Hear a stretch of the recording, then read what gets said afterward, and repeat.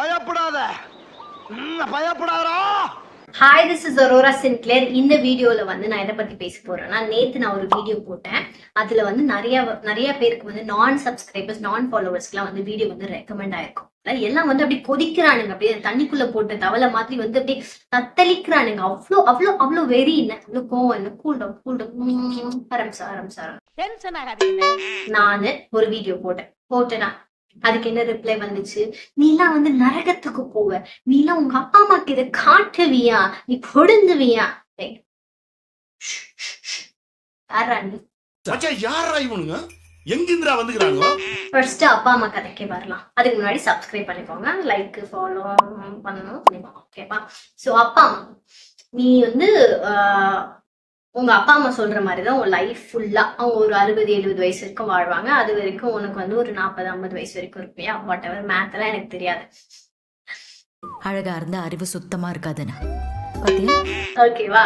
அவங்க சொல்ற மாதிரிதான் நீ வாழணும். ஒரு இண்டிவிஜுவலா உனக்குன்னு ஒரு புத்தி கிடையாது. நீ வந்து சுயமா வந்து நடந்துக்க மாட்ட. நீ யார கல்யாணம் பண்ணிக்கணும், எந்த உங்க எனக்கு காஸ்ட் பத்தி ஐடியா இல்ல, பட் அது அந்த கான்செப்ட் இங்க இருக்குன்னு எனக்கு தெரியும். நீ யார கல்யாணம் பண்ணிக்கணும், நீங்க யாரு, நாங்க யாரு? ஓ, ஜாதி பத்தி பேசுறீங்களா சார்? எப்ப வந்து தூங்கணும், யூ நோ வாட் ஐ மீன், அது எல்லாமே அவங்கதான் சொல்லுவாங்க. கரெக்டா? அப்படி அவங்க சொல்ற மாதிரி நீ நடக்கிறன்னு வச்சுக்கோங்க, அது பேரண்ட்ஹுட் கிடையாது. நீ வந்து அது பேரண்டிங் வாட் எவர் அதுக்கெல்லாம் கிடையாது. அது பேரு கல்ட். அதுக்கு பேரு கல்ட் குரூப். அதுக்கு ஹெட் வந்து அப்பா அம்மா.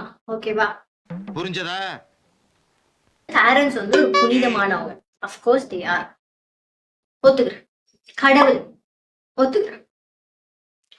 பேசிக்கா நான் என்னோட புரிதல் இது, என்னோட பெர்ஸ்பெக்டிவ். நான் யாரும் மண்டையும் கழுவ விரும்பல. இதுதான் நான் வந்து பிலீவ் பண்றேன். சில அனிமல்ஸ் வந்து தனியா தான் வாழும். அது வந்து சாகிற வரைக்கும் தனியா தான் வேட்டையாடி இல்லைன்னா புல்லு மீஞ்சி சாகிற கடைசி கிரடு கட்டி ஆகும்போது கடைசியா வந்து போய் சித்துரும். ஓகேவா? சில அனிமல் வந்து கொஞ்சம் ஸ்மார்ட். ஒரு குரூப்பா வந்து வேட்டையாடும், குரூப்பா வந்து இருக்கும். அதோட பீக் டைம்ல வந்து அது வந்து ஹண்ட் பண்ணி அந்த குரூப்பை வந்து ஃபிளரிஷா வச்சுக்கும். அதுக்கு வயசான போது அந்த குட்டி எல்லாம் பார்த்துக்கிட்டு இல்ல சும்மா வெட்டியா இருந்துக்கிட்டு மிச்ச மீதி வந்து சாப்பிடும். லயன்ஸ் எடுத்துக்கோங்க. ஓகேவா? அதே மாதிரி நம்ம வந்து ஹியூமன் வந்து ஸ்மார்ட். அவனுக்கு தெரியும் அவனோட பீக் டைம் என்னன்னு. அப்போ வந்து அவனால சம்பாதிக்க முடியும், அவனால வேட்டையாட முடியும், அவனால எல்லாத்தையும் பண்ண முடியும். அந்த பீக் டைம்ல அவன் என்ன பண்றான்னா குட்டிய போடுறான். அந்த குட்டிய வந்து நல்லா பாத்துக்கிறான். ஏன்னா அவனுக்கு வயசாகும் போது அந்த குட்டி அவனை பாத்துக்கும். இதுக்கு பேர் என்ன தெரியுமா? Future financial backup plan. புரியுதா? இப்ப புரியுது. ஃபினான்சியல் பேக்கப் பிளான நான் தப்புன்னு சொல்லல. சில பேரு அவங்க பீக் டைம்ல அவங்க சம்பாரிச்சு அவங்களுக்கு சேவிங்ஸ் வச்சுட்டு அவங்க கடைசி காலத்துல அவங்கள பாத்துப்பாங்க. சில பேரு தான் போட்ட குட்டியை நம்பி எல்லா உழைப்பையும் அந்த குட்டி மேல போட்டு கடைசி அந்த குட்டி கழட்டி விட்டுரும், இல்ல நல்ல குட்டியா இருந்தா பாத்துக்கும். இது வந்து பேசிக் ஒரு சர்வைவல் ஸ்கில். இது வந்து ஸ்மார்ட்டான அந்த ஹியூமன். ஏன்னா நம்மளால உடம்பு சரியில்லை, ஒரு எலும்பு உடஞ்சிச்சுன்னா முடிஞ்சு. நம்ம வந்து ஒரு ஃபேமிலியா தான் வாழணும். அதுதான் நம்ம சோசியல் ஸ்ட்ரக்சர், நம்ம சோசியல் அனிமல். இதுவா இருக்க வரைக்கும் சரி. நான் உனக்கு குட்டியா போட்டுட்டேன், நான் இந்த உலகத்துக்கு உனக்கு கொண்டு வந்துட்டேன், நான் கடவுள், நீ கடவுள் தான். இது பயாலஜி. நாய் கூட தான் 10 குட்டி போடுது, அது கடவுளா? கிடையாது. அதுவும் நீ வந்து போய் அடாப்ட் பண்ணி ஊர்ல வந்து எத்தனையோ மில்லியன் குழந்தைங்க வந்து அனாதையா இருக்கு. நீ வந்து அவங்களுக்கு வாழ்க்கை கொடுக்கல, உனக்கு ஓஞ்சா சொல்லிடுவேன். உன்னோட ஸ்பீஷிஸ் பிரிச்சு வச்சிருக்கீங்கல்ல, நாங்க அது. அதுக்குள்ளே நீ வந்து இன்பிரீடிங் பண்ணி நீ ஒரு குட்டிய உன் செல்ஃபிஷ்னஸ்க்காக போடுறியா? குட்டி போடும் போது உனக்கு வந்து என்ன வயசு இருக்கும்? ஒரு ஓட்டு போடுற வயசு. நீ வந்து இந்த நாட்டை யாரு ஆள போறாங்கன்ற ஒரு பேசிக்கான அறிவு இருக்க வயசு உனக்கு தெரியும். நாய் மாதிரி பூனை மாதிரி வந்து பாலை குடிச்சிட்டு அது வந்து போயிடாது, இல்ல வந்து கிளி மாதிரி குயில் மாதிரி பறந்து போயிடாது. ஒரு 20 வருஷம் வரைக்கும் உன்னையே நம்பி இருக்க போது, இல்ல ஒரு 15 வயசு வரைக்கும் உன்னையே நம்பி இருக்க போது. இந்த டாக்ஸ் கட்டுற இந்த உலகத்துல, இந்த எக்கனாமிக்ஸ்ல நீ ஒரு குட்டியை கொண்டு வந்தனா அது டிபெண்டா இருக்க போகுதுன்னு உனக்கு நல்லாவே தெரியும். ஏதோ அந்த குட்டி தான் என்ன வெளியே விடு அப்படின்னு இதுக்குள்ள இருந்து கேட்ட மாதிரி சீன் போடாதீங்க. நீங்க தான் உங்க செல்ஃபிஷ்னஸ்க்காக, உங்களுடைய ஓன் பிளஷருக்காக ஒரு குட்டிய போடுறீங்க. இதுல வந்து அதை பாத்துக்க வேண்டியது உங்க ரெஸ்பான்சிபிலிட்டி. பாத்துக்கலன்னா கவர்மெண்ட் வந்து ஏன் உன் பிள்ளைய படிக்க வைக்க மாட்டேன்னு கேள்வி கேட்கும், ஏன் உன் பிள்ளைக்கு சோற போட மாட்டேன்னு கேள்வி கேட்கும். நீங்க ரெஸ்பான்சிபிள். நான் ஒரு நாய் வச்சிருக்கேன், அந்த நாய்க்கு சோறு போடலன்னா நான் தான் ரெஸ்பான்சிபிலிட்டி. நான் அந்த நாய்கிட்ட போய் நான் தான் உன்னை இந்த வீட்டுக்கு கூட்டிட்டு வந்தேன், நீ சொல்றதெல்லாம் செய்யணும், ஏன்னா நான் உனக்கு வாழ்க்கை கொடுத்தேன். நான் வாழ்க்கைலாம் கொடுக்கல, எனக்கு ஒரு நாய் வேணும்னு நான் கூட்டிட்டு வந்திருக்கேன். அதே மாதிரிதான் உனக்கு ஒரு குட்டி வேணும்னு நீ போட்டிருக்க, நீ பாத்துக்கிட்டு தான் இருக்கணும். ஓகே, ஏன் உனக்கு இந்த வன்மம் அப்படின்னு கேக்குறீங்கல்ல. பேரண்ட்ஸ் மேல எல்லாம் எனக்கு வன்மம் இல்லை. நாளைக்கும் நானும் ஒரு குட்டியை போடுவேன், நானும் அதே தப்பதான் செய்ய போறேன். ஓகேவா? ஆனா நான் என்ன செய்ய மாட்டேன்னா எமோஷனல் பிளாக்மெயில். இங்க இருக்க பல பேர் பண்றது பேரண்ட்ஸ்க்காக வாழ்றது. அவங்க ஒண்ணு எமோஷனலா வந்து கண்ட்ரோல் பண்ணுவாங்க, இல்ல மெனிப்புலேட் பண்ணுவாங்க, இல்ல கேஸ்லேட் பண்ணுவாங்க. இது எல்லா திறமையும் அவங்களுக்கு அத்துப்படி. அதுக்கு பேர் தான் அவங்களுக்கு தெரியாது, ஆனா அவங்களுக்கு அத்துப்படி. ஒன்ன இப்ப பெத்து வளர்த்து இது எல்லாமே நேச்சுரல் ப்ராசஸ். அந்த ப்ராசஸ நான் பண்ணிருக்கேன், அதனால நீ என்ன பாத்துக்கணும். பாத்துக்கிறது நல்லது.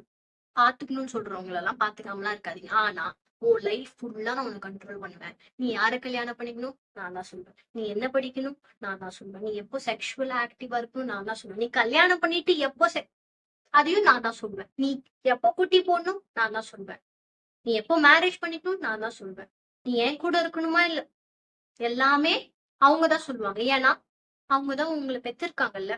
அது வந்து ஒரு புனிதமான விஷயம் இல்ல, யாருமே பண்ண மாட்டாங்கல்ல. இப்போ வந்து பிளஷர் பத்தி பேசுவோம். ஒரு பேரண்டிங்ல இருக்க பிளஷர் என்ன தெரியுமா? நீ ரோட்டுக்கு போயிட்டு ஒரு பொண்ணுகிட்ட போயிட்டு ஏன் இப்படி எல்லாம் பண்ற, இப்படி எல்லாம் பண்ணாத அப்படின்னு அந்த பொண்ணு என்ன சொல்லுவோம்? போய் வேலையை பார்த்தான்னு சொல்லுமா? இல்ல நீ இன்ஸ்டாகிராம்ல காமெண்ட் மட்டும் தான் பண்ண முடியும். அந்த பொண்ணு வீட்டுக்கு போயிட்டு இதெல்லாம் பண்ணாதமா, இப்படி பண்ணுமா அப்படின்னு சொல்ல முடியுமா? சொல்ல முடியாது. ஆனா நீ ஒரு பேரண்டா இருந்தா, ஒரு டாமினன்டான ஹஸ்பண்டா இருந்தா உன் ஒய்ஃப் இல்ல உன் பொண்ணு உன் பையன் அவங்கள கண்ட்ரோல் பண்ணலாம். எப்படி கண்ட்ரோல் பண்ணலாம்? ஒண்ணு பயமுத்தலாம், இன்னொன்னு எமோஷனல் கண்ட்ரோல் பண்ணலாம். பயமுத்துறது ரிலீஜன்லாம் பாத்துக்கும். இந்த மாதிரி சொர்க்கம் இருக்குப்பா, நரகம் இருக்குப்பா, இப்படிலாம் பண்ணாதப்பா, நம்ம குடும்பத்துக்கு ஆகாதுப்பா, இப்படி பண்ணிடுவாங்கப்பா, நான் செத்துருவோம்ப்பா அப்படின்னு ஒண்ணு பயத்துல அவங்க கண்ட்ரோல் வச்சுக்கலாம், இல்ல எமோஷன்ல கண்ட்ரோல் வச்சுக்கலாம். எப்படி எமோஷன்ல? நான் ஒண்ணு பார்த்து வளர்த்தேன், நான் தானே உனக்கு ஸ்கூல் ஃபீஸ் கட்டினேன், நான் தானே உனக்கு அது பண்ணேன் அப்படின்னு ஒண்ணு எமோஷன், இன்னொன்னு பயம். இது ரெண்டுத்தையும் கலந்து ஒருத்தவங்களை கண்ட்ரோல் பண்றதுல ஒரு ஆர்காஸ். கரெக்டா? நான் வந்து இங்க வந்து எல்லா பேரண்ட்ஸும் வந்து வில்லன், யாரும் ஹீரோ கிடையாது. இங்க சில பேரோட லைஃப்ல அவங்க பேரண்ட்ஸ் தான் ஹீரோ, சில பேரோட லைஃப்ல அவங்க பேரண்ட்ஸ் தான் வில்லன். நீங்க எத்தனையோ பேர் அவங்க குழந்தைய கொண்டு போட்டிருக்காங்க, எத்தனையோ ஃபாதர்ஸ் வந்து ரேப் பண்ணி போட்டிருக்காங்க, வேண்டான்னு தூக்கி போட்டு போயிருக்கவங்களும் இருக்காங்க. இங்க யாரும் ஹீரோ கிடையாது, யாரும் வில்லன் கிடையாது. அவங்கவுங்க ஸ்டோரியில அவங்கவுங்களுக்கு அவங்க பேரண்ட்ஸ் ஹீரோ, அவங்கவுங்களுக்கு அவங்கவுங்க பேரண்ட்ஸ் வில்லன். என்னோட பெர்ஸ்பெக்டிவ்ல எல்லாருமே மனுஷங்க தான், தப்பும் செய்வாங்க நல்லதும் செய்வாங்க. கரெக்டா? நான் எது தப்புன்னு சொல்றேன்னா, ஒன்னால ரீப்ரொடியூஸ் பண்ண முடியும்ன்ற ஒரே காரணத்துக்காக நீ குட்டிய போட்டு அதை லைஃப் லாங் கண்ட்ரோல் பண்ணி அதுல பிளஷர் வந்து பாக்காத. அதுதான் எனக்கு பிடிக்காது. நான் வந்து இந்த மாதிரி வந்து நீ பிறந்த உடனே அந்த குழந்தை என்ன ஃபீல் பண்ணுதோ அந்த மாதிரி விட்டுறணும், அவங்களை இண்டிபெண்டா விட்டுறணும்னா சொல்லு. உன் கூட அந்த குழந்தை வளருது, அவங்க 16 18 அவங்க அடல்ட்டா இல்லாத வரைக்கும் அவங்கள பாத்துக்கிற ரெஸ்பான்சிபிலிட்டி உனக்கு இருக்கு. அவங்க தப்பு பண்ணாங்கன்னா அது தப்புன்னு சொல்லலாம், அவங்க ரொம்ப தப்பு பண்ணாங்கன்னா அதுக்கு நீங்க பனிஷ்மெண்ட் கூட கொடுக்கலாம். அதுக்கு நான் அடிக்க சொல்றது நான் சொல்லல. பட் ஒரு அடல்ட் ஆனதுக்கு அப்புறம் அவங்க லைஃப் டெசிஷனை வந்து நீங்க எடுக்காதீங்க. உங்களுக்கு வந்து அதுல பாயிண்ட் ஆஃப் வியூ இருந்துச்சுன்னா ஷேர் பண்ணுங்க. அவங்க லைஃப்ல அவங்க என்ன பண்ணணும்னு அது அவங்க லைஃப். அவங்களை குத்துனா அவங்கதான் சாவாங்க, நீங்க சாவ மாட்டீங்க. உங்களுக்கு குத்துனா நீங்க தான் சாவீங்க, அவங்க சாவ மாட்டாங்க. நீங்க இண்டிவிஜுவல்ஸ்.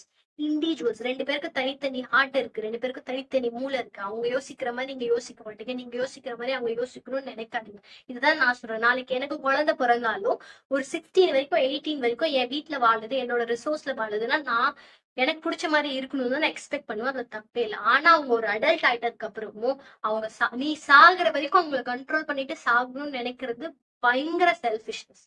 அவங்களுக்கு பிடிச்ச பொண்ணு கல்யாணம் பண்ணிக்க கூடாது, ஏன்னா அவங்க வேற. டேய் இப்படிலாம் பண்ணன்னு வச்சுக்கடா, நாசமா போயிருவடா, அழிஞ்சு போயிருவ. இந்த எண்ணத்தை மாத்திக்க.